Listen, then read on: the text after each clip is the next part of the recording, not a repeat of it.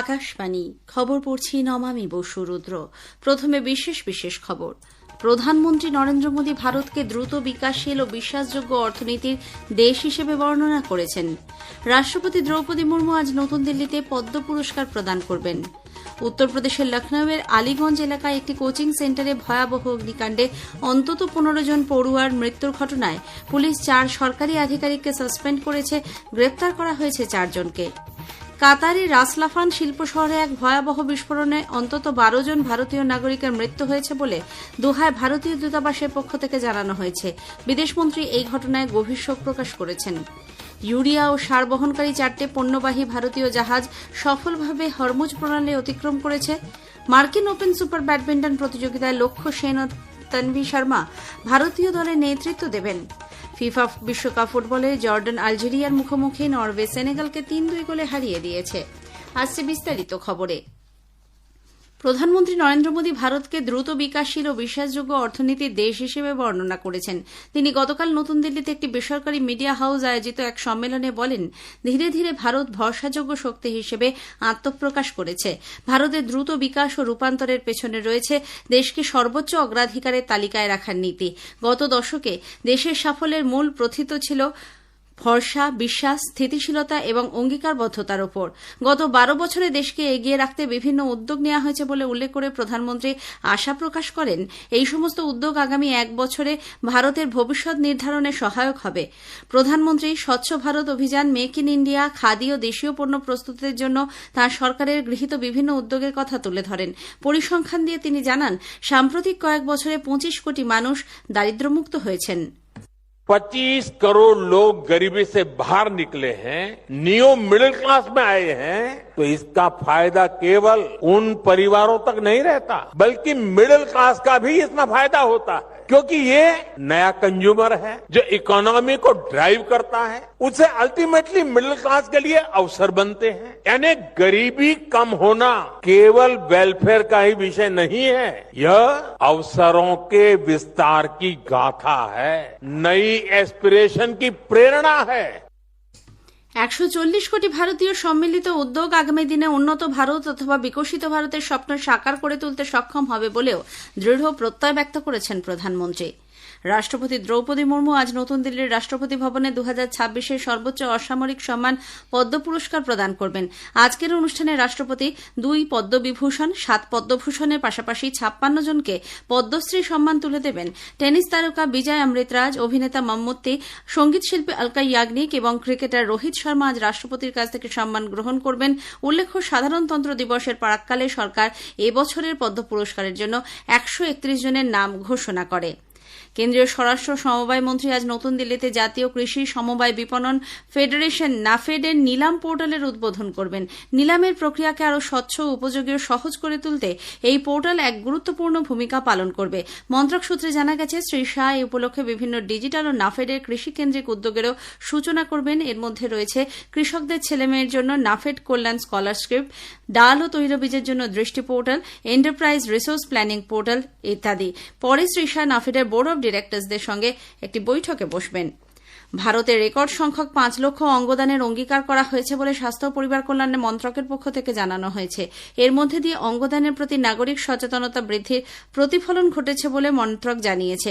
জাতীয় অঙ্গ টিস্যু প্রতিস্থাপন সংস্থার ডিরেক্টর ড অনিল কুমার অভূতপূর্বভাবে অঙ্গদানে এগিয়ে আসার জন্য নাগরিকদের ধন্যবাদ জানান। উত্তরপ্রদেশের লখনউয়ের আলীগঞ্জ এলাকায় একটি কোচিং সেন্টারে ভয়াবহ অগ্নিকাণ্ডে অন্তত 15 জন পড়ুয়ার মৃত্যুর ঘটনায় পুলিশ 6 জনের বিরুদ্ধে মামলা দায়ের করেছে। এদের মধ্যে 4 জনকে গত রাতেই গ্রেপ্তার করা হয়েছে। পুলিশ সূত্রে জানা গেছে, ভারতীয় ন্যায় সংহিতা এবং উত্তরপ্রদেশ দমকল আইনের আওতায় আলীগঞ্জ পুলিশ ওই 6 জনের বিরুদ্ধে এফআইআর দায়ের করে। ধৃত 4 জন হলেন রামকৃষ্ণ উপাধ্যায়, বীরেন্দ্র প্রসাদ শুক্লা, তুষক কৃষ্ণ জয়সওয়াল এবং সুরেশ কুমার সাহু। পুলিশ আলীগঞ্জের ওই অ্যানিমেশন কোচিং সেন্টারটিকে সিল করে দিয়েছে। ওই ভবনের প্রবেশের উপরেও আরোপ করা হয়েছে নিষেধাজ্ঞা। জানা গেছে, গতকাল যে ভবনে আগুন লাগে বেআইনি নির্মাণের অভিযোগে 2016 সেটি ভেঙে ফেলার নির্দেশ দেওয়া হয়, কিন্তু মাত্র মাস 2 আগেই সেই নির্দেশ প্রত্যাহার করে নেওয়া হয়েছিল।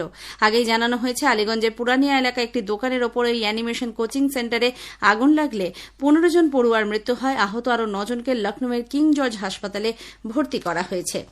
ভারতের হজ কমিটি 2027 সালে হজ যাত্রার জন্য আবেদনপত্র আহ্বান করেছে। সংখ্যালঘু বিষয়ক মন্ত্রী কিরেন রিজিজু জানিয়েছেন, হজ কমিটি পোর্টাল এবং হজ সুবিধা অ্যাপের মাধ্যমে অনলাইনে এই আবেদন জমা নেওয়া যাবে। এর ফলে হজ যাত্রা আরও সহজ করে তোলা সম্ভব হবে। জুন মাস ছানি নিবারণের মাস হিসেবে চিহ্নিত। ছানিজনিত সমস্যা ও তার প্রতিকার এবং সার্বিকভাবে চক্ষু রোগ ও তার চিকিৎসা নিয়ে আজকের প্রসঙ্গে এবারে বিশেষ আলোচনা চোখের আলোয়। চক্ষু রোগ বিশেষজ্ঞ ডাক্তার ভাস্কর মুখার্জির সঙ্গে কথা বলেছেন সুস্মিতা মণ্ডল। অনুষ্ঠানটি শোনা যাবে দুটি পর্বে। আকাশবাণী কলকাতার সংবাদ বিভাগ প্রযোজিত অনুষ্ঠানের প্রথম পর্ব সম্প্রচারিত হবে আজ গীতাঞ্জলি প্রচার তরঙ্গে। ডিটিএইচ পরিষেবা ও আমাদের সোশ্যাল মিডিয়াতেও এটি শুনতে পাবেন। দ্বিতীয় তথা শেষ পর্ব প্রচারিত হবে 30 জুন। প্রধানমন্ত্রী নরেন্দ্র মোদী রবিবার 28 জুন আকাশবাণীতে মন কি বাত অনুষ্ঠানে দেশ বিদেশের মানুষের সঙ্গে তাঁর চিন্তাভাবনা ভাগ করে নেবেন। এটি হবে মাসিক এই বেতার অনুষ্ঠানের 135তম পর্ব। আকাশবাণী ও দূরদর্শনের সবকটি চ্যানেলে সকাল 11টা থেকে অনুষ্ঠান একযোগে শুনতে পাওয়া যাবে। এই খবর আপনারা শুনছেন আকাশবাণী থেকে। আমাদের সংবাদ শুনতে পাবেন ইউটিউব চ্যানেল আকাশবাণী সংবাদ বাংলা, ফেসবুক ও ইনস্টাগ্রাম আকাশবাণী সংবাদ কলকাতা এবং এক্স হ্যান্ডেল AIR নিউজ কলকাতাতে। কাতারের রাসলাফান শিল্প শহরে এক ভয়াবহ বিস্ফোরণে অন্তত 12 জন ভারতীয় নাগরিকের মৃত্যু হয়েছে বলে দোহায় ভারতীয় দূতাবাসের পক্ষ থেকে জানানো হয়েছে। সামাজিক মাধ্যমে এক বার্তায় দূতাবাসের পক্ষ থেকে নিহতদের পরিবারের প্রতি গভীর সমবেদনা ব্যক্ত করা হয়। এই ঘটনায় আরও কয়েকজন আহত, তবে তাদের অবস্থা বর্তমানে স্থিতিশীল। উপযুক্ত চিকিৎসা চলছে। বিদেশমন্ত্রী ড এস জয়শঙ্কর রাসলাফান শহরে বিস্ফোরণের ফলে ভারতীয়দের প্রাণহানি ও আহত হওয়ার ঘটনায় গভীর শোক ব্যক্ত করেছেন। ওই ঘটনায় হতাহতদের পরিবারকে সব রকম সহায়তা প্রদানের উদ্যোগ নিতে দোহায় ভারতীয় দূতাবাস কাতার কর্তৃপক্ষের সঙ্গে নিরন্তর যোগাযোগ রেখে চলেছে। জানা গেছে, কাতার কর্তৃপক্ষের সঙ্গে যোগাযোগ রেখে দুর্গত পরিবারগুলিকে সব রকম সাহায্যের আশ্বাস দেওয়া হয়েছে। মরদেহগুলি যত শীঘ্র সম্ভব দেশে ফেরত পাঠানোর বন্দোবস্ত করা হবে। ক্ষতিগ্রস্তদের সাহায্যার্থে খোলা হয়েছে হেল্পলাইন। কেন্দ্রীয় রাসায়নিক ও সার মন্ত্রক জানিয়েছে, ইউরিয়া, ডাই অ্যামোনিয়াম ফসফেট এবং সালফার বহনকারী 4টি পণ্যবাহী ভারতীয় জাহাজ গত সপ্তাহে সফলভাবে হরমুজ প্রণালী অতিক্রম করেছে। জাহাজগুলি বর্তমানে দেশের বিভিন্ন নির্ধারিত বন্দরের উদ্দেশ্যে রওনা হয়েছে। এর মধ্যে রয়েছে অন্ধ্রপ্রদেশের কৃষ্ণপত্তনম ও কাকিনাড়া বন্দর, ওড়িশার পারাদীপ বন্দর এবং গুজরাটের মুন্দ্রা বন্দর। এই নতুন আমদানি হওয়া সার দ্রুত খালাস করা হবে, যাতে দেশের বর্তমান সার মজুদ আরও শক্তিশালী হয়। জাপান বিদেশি পর্যটকদের জন্য ভিসার ফি 5 গুণ বাড়ানোর কথা ঘোষণা করেছে। প্রায় 5 দশক পরে এই ভিসার ফি বাড়ানো হল। আগামী 1 জুলাই থেকে সিঙ্গল এন্ট্রি বা একবার প্রবেশের জন্য ভিসার ফি ধার্য হয়েছে 15,000 ইয়েন। অন্যদিকে মাল্টি এন্ট্রি ভিসার ক্ষেত্রে এই ফি 6,000 ইয়েন থেকে বেড়ে হচ্ছে 30,000 ইয়েন। বাংলাদেশে আজ আওয়ামী লীগের প্রতিষ্ঠা বার্ষিকী উপলক্ষে আইন শৃঙ্খলা পরিস্থিতি অক্ষুণ্ণ রাখতে সেদেশের সরকার ঢাকা সহ অন্য 5টি প্রধান এলাকায় সেনা মোতায়েন করেছে। এর ফলে দেশের অন্যতম বৃহৎ ও প্রাচীন রাজনৈতিক দল আওয়ামী লীগের ওপর চলতি নিষেধাজ্ঞার সর্বাত্মক প্রভাব নিয়ে নতুন করে প্রশ্ন উঠতে শুরু করেছে। মার্কিন ওপেন সুপার ব্যাডমিন্টন টুর্নামেন্টে ভারতীয় দলে নেতৃত্ব দেবেন লক্ষ্য সেন এবং তনভি শর্মা। ক্যালিফোর্নিয়ায় আজ এই প্রতিযোগিতা শুরু হচ্ছে। পুরুষদের এককে বিশ্বের 14 নম্বর এবং দ্বিতীয় বাছাই লক্ষ্য সেন উদ্বোধনী ম্যাচে বেলজিয়ামের প্রতিদ্বন্দ্বীর মুখোমুখি হবেন। মহিলাদের সিঙ্গলসে ভারতের 7 জন খেলোয়াড় মূল পর্বে অংশ নিচ্ছেন। পুরুষদের FIH প্রো হকি লিগ ম্যাচে লন্ডনে আজ ভারত পাকিস্তানের মুখোমুখি হবে। লি ভ্যালি হকি অ্যান্ড টেনিস সেন্টারে খেলা শুরু হবে সন্ধ্যে 7টায়। ভারত 25 তারিখ ইংল্যান্ডের বিরুদ্ধে খেলবে, 26 তারিখ ফের পাকিস্তান ও 28 তারিখ আবারও ইংল্যান্ডের বিরুদ্ধে খেলবে ভারত। এবার বিশ্বকাপ ফুটবলের খবর। নাইজেরিয়ার মুখোমুখি হয়েছে। বিরতি পর্যন্ত জর্ডান 1-0 গোলে এগিয়ে রয়েছে। এদিকে গ্রুপ আই এর ম্যাচে নরওয়ে সেনেগালকে 3-2 গোলে হারিয়ে দিয়েছে। গত রাতে ফ্রান্স 3-0 গোলে ইরাককে পরাজিত করে। গ্রুপ জের ম্যাচে মেসি জোড়া গোলের সুবাদে আর্জেন্টিনা অস্ট্রিয়াকে 2-0 গোলে হারিয়ে দেয়। আজ গ্রুপ কে এর ম্যাচে পর্তুগাল খেলবে উজবেকিস্তানের বিরুদ্ধে। হাউস্টন স্টেডিয়ামে খেলা শুরু হবে ভারতীয় সময় রাত 10:30টায়। এছাড়া গ্রুপ এল এর ম্যাচে ইংল্যান্ড ঘানার মুখোমুখি হবে। ফক্সবরো স্টেডিয়ামে খেলা শুরু ভারতীয় সময় রাত 1:30টায়। এদিকে